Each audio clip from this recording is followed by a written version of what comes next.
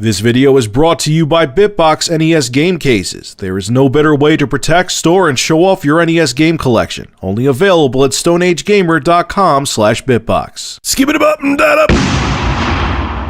So Sony just announced today, or by the time you watch this video it'll actually be yesterday, that they are coming out with their own virtual reality helmet. It's going to be called Project Morpheus. Here are its specs. Let's talk about specifications. It's going to have a 1080p display, 90 plus degree field of view, 100 hertz tracking, 3 meter working volume, full 360 degrees, supports forward prediction, works if you wear glasses. That's actually a really big thing. That's awesome because I wear glasses.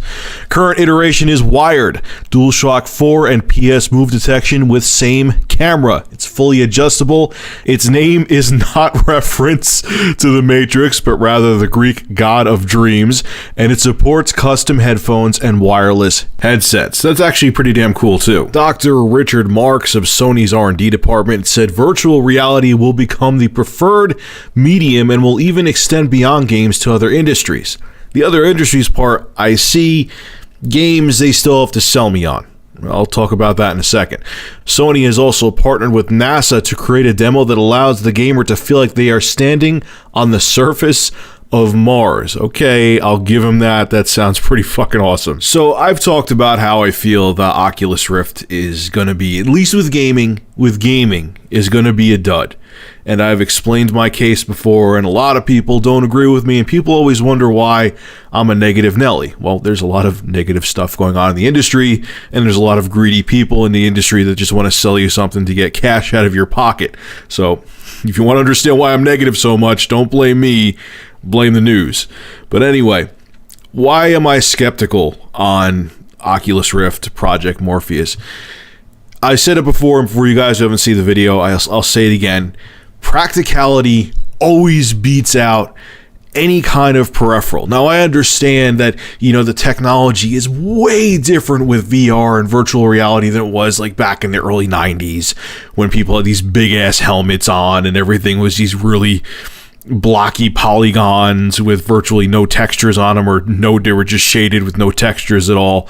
I know we've come a long way, but I still, with gaming, can't picture someone wanting to put a helmet on, or even a pair of glasses, or even a small lightweight helmet, compared to sitting in front of a 50-inch 4K TV. I still need, maybe I'm wrong. I'll be the first to admit that I'm human and I'm not the Dionne Warwick of gaming. I could totally be wrong, but it always seems, the median always seems to come back to controller in hand, big screen, playing that damn game. Maybe Oculus Rift and Project Morpheus will prove that whole notion wrong, but I just can't. Even if it's something the size of Google Glass, which I know it'll be a little bigger than that, I just can't picture people sitting in a room playing a game, looking like Ray Charles in an early '90s Pepsi commercial. You got the right stuff, baby, flopping their head around when family or friends are over. Or even if I understand most people, gaming isn't a social thing, but even by themselves, they're gonna you're not going to want to sit there moving your head all over. You're going to want to sit there in front of your big, beautiful HD TV and play the game that way, especially with 4K around the corner. I mean, 4K, I've seen 4K TVs. It isn't as amazing when you went from standard def to 1080p, but you get the point. If I had a 60-inch 4K TV and was playing my gaming PC or my PlayStation 4 or Xbox One on it, I would be the opposite of flaccid. Now, the other thing that I have to say, I almost forgot this too, and it's a really important point, and I was even thinking it before Adam Sessler said it, but he said it too, is if you have different companies coming out with these virtual reality headsets like Oculus Rift and Sony, and I'm sure Microsoft is going to jump on this supposed gravy train too, the APIs have to be compatible, man. You can't have multiple APIs and multiple engines for all of these different VR headsets because it'll drive developers insane.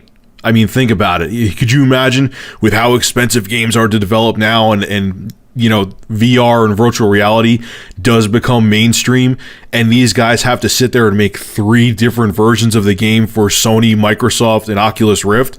They'll just say, fuck that, I'm cooking meth. They'll just say, no, I'm just making the game for conventional televisions, there's no way I'm doing this. I'll go broke trying to make 3 different versions of the game.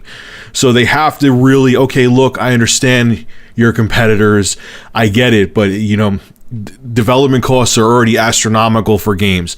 And if you force developers to have to make virtual reality games for 3 different APIs, for 3 different VR headsets or goggles or whatever the hell you want to call them, it'll be financially disastrous. So all of you, Sony, Microsoft, hell, maybe Nintendo will even get in on this. You all got to sit down and say, okay, this is the universal format, so we don't bury AAA developers out there. You got to do it, because it'll be expensive and it'll kill off the whole VR thing before it even has a chance. I'm telling you. So, all right, John Carmack. All right, Shuhei Yoshida, Mr. So Stupid. Come on, prove this to me. Prove to me that VR is the future. Just like they tried to prove it, not them specifically. Just like back in the early 90s, everyone was saying VR was the future back then, and everyone was going to be walking around with helmets on, and that's the way everyone was going to do everything, including gaming and other shit too. Prove it to me. I want to be wrong. Hell, maybe this will be what makes gaming super, super exciting again. Maybe I'll be the biggest virtual reality Oculus Rift, Project Morpheus dick rider out there. But I would love to be wrong and see something really super exciting come to the industry. Let's see what happens, man. You never know. Maybe this will be the biggest thing that happens with the 8th generation of gaming. Let's wait and see. All right, folks, make sure to rate, comment, favorite, and subscribe. And as always, thank you for supporting Review Tech USA. Have a good one.